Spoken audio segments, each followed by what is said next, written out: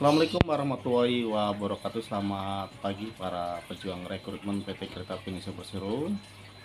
Jumpa kembali di Caca Channel 86 ya, tentunya channel yang membahas putar rekrutmen PT Kereta Api Indonesia Persero. Untuk teman-teman yang sekarang sedang mempersiapkan diri ataupun teman-teman yang sedang berjuang di rekrutmen KAI, tetap semangat dalam menjalani rekrutmen KAI ini ya, karena semangat merupakan salah satu faktor penunjang kesuksesan teman-teman dalam mencapai suatu tujuan. Oke, yang pertama ya teman-teman, teman-teman yang sering gagal ini apa sih ya penyebabnya, kok kita gagal mulu gitu kan. Contohnya misalkan teman-teman tes kesehatan baru ditimbang ternyata gagal, baru masuk diukur tinggi badan gagal. Jadi teman-teman ini harus tahu apa kekurangan teman-teman yang membuat teman-teman ini kok gagal mulu. Itu harus introspeksi diri. Semua ada triknya teman-teman. Tidak semua yang lulus rekrut itu adalah yang sempurna, tetapi yang bisa menutupi atau memperbaiki diri sehingga bisa lolos. Nggak ada manusia sempurna banget, nggak ada. Tapi mereka bisa meminimalisir lah kekurangan itu dengan memperbaikinya gitu. Nggak ada yang sempurna. Nah, yang kedua yang sering gagal di psikotes ini, psikotes nih ya, kebetulan saya sendiri sering gagal di psikotes ya, sering banget. Beberapa kali memang psikotes ini memang membuat saya pusing juga karena gagal lagi. Setelah saya introspeksi diri, ternyata kalau psikotes itu yang dibutuhkan memang kefokusan, ketenangan dalam mengerjakannya. Jadi pada saat itu pertama kali awal-awal saya gagal di psikotes. Pertama itu saya tes di Daup 3 Cirebon. Saya memilih formasi konektor ya. Konektor. Saya itu dari dulu kalau nggak konektor ya PPKA. Saya nggak pernah ngambil masuk. Dari dulu saya kalau nggak konektor saya ngambil PPKA. Yang membuat saya gagal pada saat itu, waktu itu dites di sebuah gedung yang milik PT Kereta Api Indonesia Persero di Daup 3 Cirebon dengan posisi duduk yang membelakang gitu kan. Dari urutan itu saya urutan nomor 20 lah ke belakang, 20 ke belakang. Pada saat itu, pada saat pelaksanaan tes, lagi enak-enak ngerjain, itu ada yang nanya dari samping, itu apa ya. Akhirnya pas saya lagi fokus mendengarkan instruksi dari panitia tes, yang memang kebetulan pada saat itu, mohon maaf nih, sepertinya speakernya tuh kurang jelas gitu ke belakang gitu pada saat itu. Ditambah ada yang nanya, ya udah akhirnya instruksi apa bingung, akhirnya gagal di situ ya psikotes. Yang kedua juga sama, gagal juga di psikotes. Jadi pada saat itu saya memang kurang konsentrasi juga pada saat mengerjakan. Ini kok soalnya beda dengan saya pelajari gitu. Ini kok soalnya beda. Padahal kalau kitanya konsentrasi itu bisa. Kan biasanya kalau psikotes itu ada contoh awal, ikutin. Jadi yang ditanamkan dalam pikiran kita itu contoh awal pada saat pengerjaan psikotes. Misalnya contoh, ada contoh dulu kan sebelumnya kan kalau psikotes. Nah itu yang harus kita tanamkan dulu, pikiran kita tangkap. Nah itu kita jadikan suatu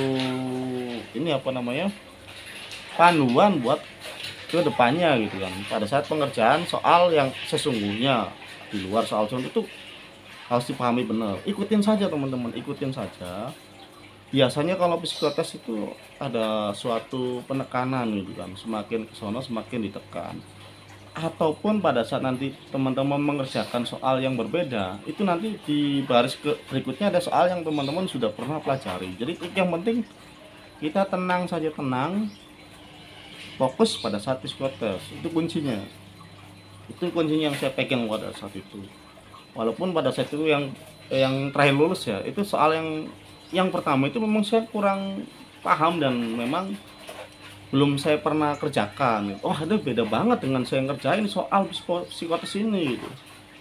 Tetapi karena saya memegang yang contoh yang pertama itu, mengikuti alur contoh yang pertama diberikan itu, akhirnya saya sedikit-sedikit bisa mengerjakan soal tersebut. Dan alhamdulillahnya di soal berikutnya itu ya sesuai dengan yang saya pelajari, akhirnya ya lancar. Nah itu kan psikotes itu kan melihat orang pertama-tama kan tertekan, kesononya semakin memahami, dan itu tidak masalah ya teman-teman, ada poin tersendiri dibandingkan teman-teman misalkan bagus di awal, di sononya jelek gitu kan. Lebih baik teman-teman di awal ini memang kurang, terus kesonanya bagus gitu, itu wajar menurut saya, dan alhamdulillah saya lulus. Yang ketiga nih kan ya, tadi kan kesehatan pertama, psikotes,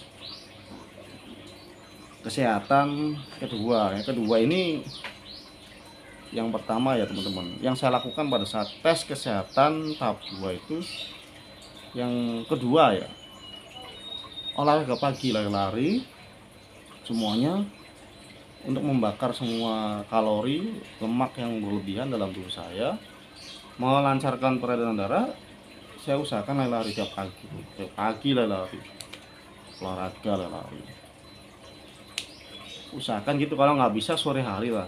Kalau teman-teman yang kerja ya usahakan ada minimal olahraganya, tetapi jangan olahraga yang berat gitu kan.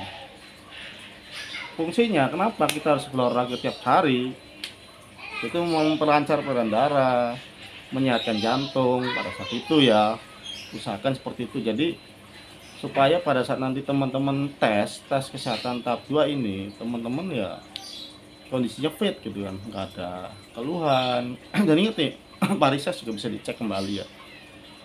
Kenapa saya menyarankan tidak boleh olahraga berat pada saat nanti pelaksanaan tes kesehatan? Itu tadi takutnya ada varises, ada varikukel, bisa kita ngangkat-ngangkat beban gitu kan, nggak tahu caranya, triknya, tahu-tahu malah terjadi varikukel. Nah seperti itu ya.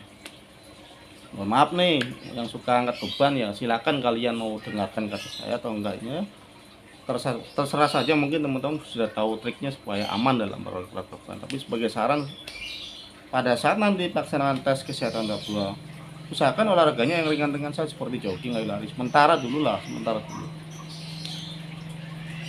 Terus perbanyak minum air putih untuk memperlancarkan peredaran darah. Jadi pada saat nanti teman-teman pada saat pengumuman tes kesehatan tahap 2, teman usahakan konsumsi makanan yang tidak mengandung zat-zat berbahaya ataupun pengawet lah, atau minuman-minuman yang masa kekinian lah, atau minuman-minuman soda, pewarna, usahakan dihilangkan. Masih banyak lah minuman yang lain seperti air putih kan, yang jelas menyegarkan. wawancara juga sepele tapi bisa menyebabkan nggak lulus.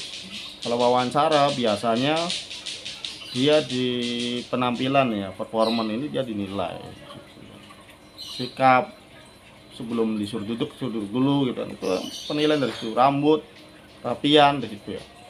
Sebenarnya kalau saya rangkum ya dari awal tes, jika itu tergolong, saya sering mengatakan rekrutmen DKI itu mudah. Kenapa?